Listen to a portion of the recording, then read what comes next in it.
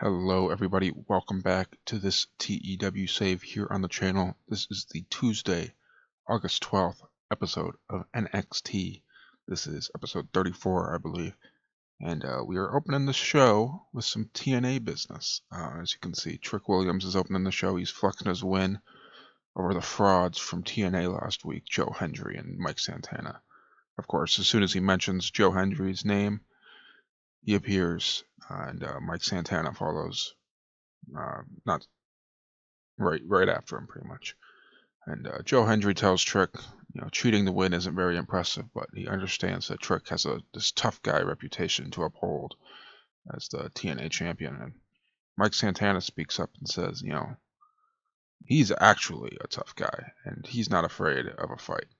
So that's why he went and talked to Ava and got both him and Joe Hendry in a triple threat match for the TNA World Championship at NXT Heatwave. For a 73, which I'm very, very happy with. A great way to start the show. 68 for part 1, 68 for part 2. And yeah, great start to the show, I think. And obviously, I can't actually have them fight for the TNA World Championship in this, unless I figure that out by the time I get to Heatwave. But we'll have to do like some headcanon for that and have to figure that out before Heatwave. But that's the idea, is I'm planning to have them fight over the TNA World Championship, because Trick Williams is still the TNA champion in this save. So, after that, first match of the night, Shawn Spears versus Ricky Saints, where the winner will move on to the #1 contender triple threat match at Heatwave. And obviously, Wes Lee has already booked his spot in that triple threat, but both Ricky Saints and Shawn Spears looking to get there as well. And the Culling are at ringside, so Ricky Saints will have to be on top of his game in order to get the victory tonight. I told both of them to steal the show, so hopefully they go out and give me a good match. And Nico Vance throws Shawn Spears a weapon in the ring as Izzy Dames she's trying to distract the ref. But as Spears is about to attack, Ricky Saints pulls the ref in front of him to stop Shawn Spears from attacking with the weapon. And the ref scolds Spears as the match continues. And after a big clothesline, Ricky picks up Spears and hits the Rochambeau and goes for the cover for 1, 2, 3. Ricky Saints getting the victory, and about that had good heat and decent wrestling. Yeah, I know that Rochambeau isn't really his finisher anymore in real life, but it makes sense in this match, and obviously the game still has it as his finisher. And yeah, I told him to steal the show. A 54, I'm actually pretty happy with. A 44 for Spears, 55 for Ricky Saints, and yeah, bonuses for going all out. And it was maybe a little bit too long for both of them, 12 minutes, which I'm a little disappointed with, but what can you do? I'm happy with that start to the show. Anyways, after that, we've got a video package just recapping the fight between Blake Monroe and Jordan Grace last week. And this video package announces that they will have a special rematch at Heatwave with the stipulation TBD. I will decide the stipulation basically when I get to Heatwave, just in case. I don't want to announce a Hell in a Cell match or a steel cage match or whatever, and then one of them doesn't want to do it. And yeah, either way, both of them do well off script, which is great, and the segment gets a 66. So the crowd is white hot. They love that. And next up, we have a match. Wesley looking to, not get rusty before his triple threat #1 contenders match. He is in a 3v3 match. Him and the rest of High Rise is facing Andre Chase and Chase U. Obviously, Andre Chase looking to get his boys some experience in the ring. And Wesley kind of lets the big guys do most of the work. He waits to tag in until Andre Chase is out of the ring in order to get the victory. And yeah, this match gets a 41, which is fine. 23 and 25 for the High Rise boys, 60 for Wesley, which I'm actually Well, 60 is awesome. 20 for Cale Dixon, 34 for Uriah Connors, and a 46 for Andre Chase. And Wesley looked great, or looked good, I guess, which I'm happy with. A 41 isn't the end of the world, especially with this many unknown guys. I did want to keep Andre Chase kept strong. Obviously, a loss to Tyreek and Tyson would hurt his pop a little bit, so I want to keep that strong. But yeah, I'm happy enough with this match. I kind of just needed to get some guys on the show, and I figured this would be a good idea to get some experience to Connors and Cale Dixon and the High Rise Boys. But yeah, after that match, we go backstage to Lash Legend, she's doing her makeup, talking to herself about how to get a title shot, when Kalani Jordan overhears her talking to herself and tells her that, she's washed, her time is up, and Lonnie got next. For 63, people like Lash Legend and Kalani Jordan, so this segment keeps the crowd very hot. I guess picks up the crowd after that kind of mid-match, but I'll definitely take a 63. And after that, we have another match. Tyra May Steele is making her Save debut, facing a debuting NXT wrestler, Ali Prince, also known as the Bunny in AEW or just Ali in TNA. And she's Canadian, wants to make a statement against a strong American like Tyra May Steele. And Tavion Heights is at ringside supporting Tyra. So during the match, Ethan Page runs out to ringside to start brawling with Tavion. And Ali Prince gets distracted, and Tyra May Steele takes advantage of her being distracted to get the victory for a 35, which, actually isn't that bad. A 30 for Tyra May Steele, which I'm not thrilled with. Ali Prince with a 40 is something that I'm actually pretty happy with. And I did have Ali Prince be kept strong, so that hurts the match rating a little bit. But yeah, her prima donna gimmick just is an adequate rating, and that's fine. It's not bad, so I'll take it. A 35 isn't ideal, but I made it only 8 minutes because I knew this wasn't going to get a very high rating. And yeah, Allie, or the Bunny, is now in NXT, and we'll be looking to build her up a little bit. Just get some more bodies in the show. Obviously, I'm not doing NXT UK or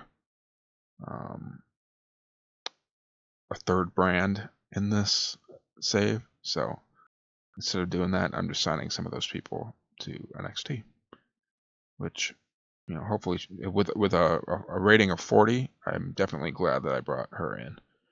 And yeah, obviously, after the match, Ethan and Tavion Heights, they continue to brawl as this gets a 41.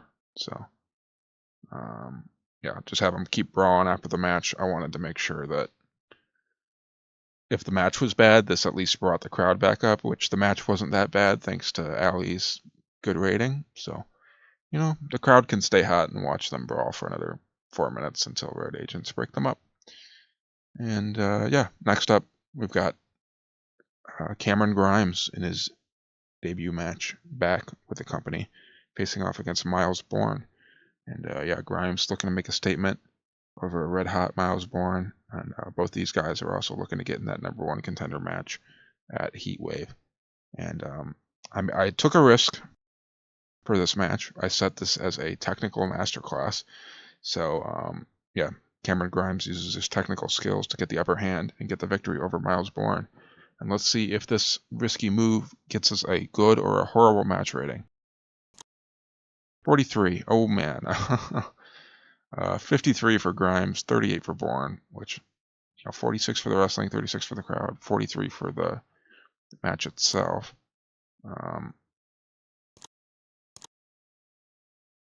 That really hurt the crowd, it looks like. So maybe not the best idea. The risk didn't really work out, but oh well. Let's see if our segment after this gets the crowd back up. Okay, a little bit. So Zaruka come out celebrating their new tag titles, but Zarya she has something else on her mind. Since she pinned Jacy Jayne in the tag title match last week, she feels like she deserves a shot at the NXT Women's Championship. So Fatal Influence comes out, and Jacy tells Zarya that being the Marty Jannetty of an NXT Women's Tag Team won't get her any title shots. And Fatal Influence rush the ring and attack both Zarya and Sol Ruca, as Ava comes out to announce to Jacy mostly that she'll be defending her NXT Women's Championship at Heatwave against Zarya, whether she likes it or not. So Ava agrees with Zarya, and Jacy and the rest of Fatal Influence are furious for a 45, which the crowd's hot and rising again. I'm happy with that. We don't want to keep them hot for too long, so maybe the technical masterclass ended up working. I don't know.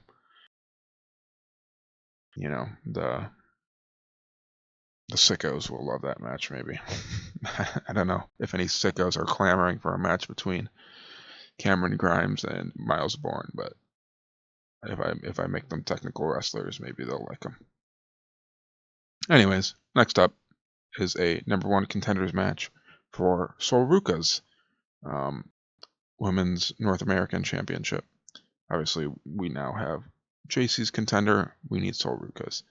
And Jada Parker obviously put herself in this match last week by telling Sol Ruca that she's coming after her. And she's looking to make a statement. Well, Thea Hale is also in this match, looking for a fresh opportunity and a title shot as well. And OTM are at ringside supporting Jada Parker. So during the match, Lucian Price gets up on the ring apron to distract the ref while Bronco Nima gives Jada Parker a brick, which she uses to smash on Thea Hale's head. And this allows her to go for the cover as Price tells the ref to turn around and count 1, 2, 3. Jada Parker is the number one contender. And I obviously made this match too long. 32 for Jada Parker, 34 for Thea Hale, 33 for the wrestling, 35 for the crowd, but the match gets a 29. Obviously inexperienced, inconsistent, and it was too long of a match. So my bad, obviously. Not ideal. The crowd's still hot though, which I'm fine with, which I'm happy with. But yeah, after that we have another backstage segment where William Regal is talking to Tony D'Angelo, and he tells him that he's found a tag team partner for him if he wants to take out some anger on Luca Crucifino and Channing Lorenzo next week. So Lexus King walks in and asks if Tony is ready to kick some ass, and Tony agrees. So tag team match next week: Lexus King and Tony D'Angelo facing Channing Lorenzo and Luca Crucifino for a 55. So the crowd is white hot going into our main event, which is Javon Evans versus Eddie Thorpe, after obviously Eddie Thorpe attacked both Javon and Oba last week in our opening segment of the show. Eddie obviously believes that he deserves an NXT title shot over Javon and looks to prove that tonight. And I have this set as a storytelling match, which might hurt the rating a little bit. But they put on a normal match at first. Javon's obviously cooking. He's one of the top talents in NXT.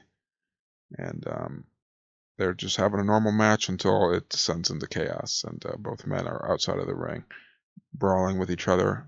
The ref's still counting. Could count both of them out. Javon looks to get back into the ring right as the ref says 9, but Eddie Thorpe grabs his leg, and the ref counts to 10, causing this match to be ruled as a draw. But these men aren't finished. Eddie uses this time to grab a weapon from under the ring and start attacking Javon. And Javon fights back. He uses the steel steps and throws him right at Eddie Thorpe. And this match gets a 43. Javon was off his game and only gets a 49, which is still good, but not good enough for him. 37 for Eddie Thorpe. Let's see what any penalties. I guess the fans don't like the draw. They're not happy with it, and I don't blame him. But 43 is fine. It's fine for a main event. Yeah, he was off his game, which is fine. But yeah, they're obviously still fighting. They're brawling after the match is abandoned, and Obafemi's music hits. So both men are pulled apart by road agents as Obafemi tells everyone that he's not afraid of any challenge, and he will face both men for the NXT Championship in a triple threat at Heatwave for a 48 to end the show. And yeah, Obafemi looks good. Him and Javon both are flavors of the month. And yeah, that ends the show for NXT. I hope you guys did enjoy this episode. This show ends up being a 54 for us, which I'm thrilled with. Obviously, that opening segment really, really helps. And the Ricky Saints match was fantastic as well. Just the opening to the show was fantastic. Obviously, the High Rise and Chase U match hurts it a little bit. And the ending of the show, I'm also pretty happy with. A 48. But it increases our popularity in 16 regions. And yeah, if you guys did enjoy this episode and the show, let me know. Leave a like and subscribe to the channel if you haven't already.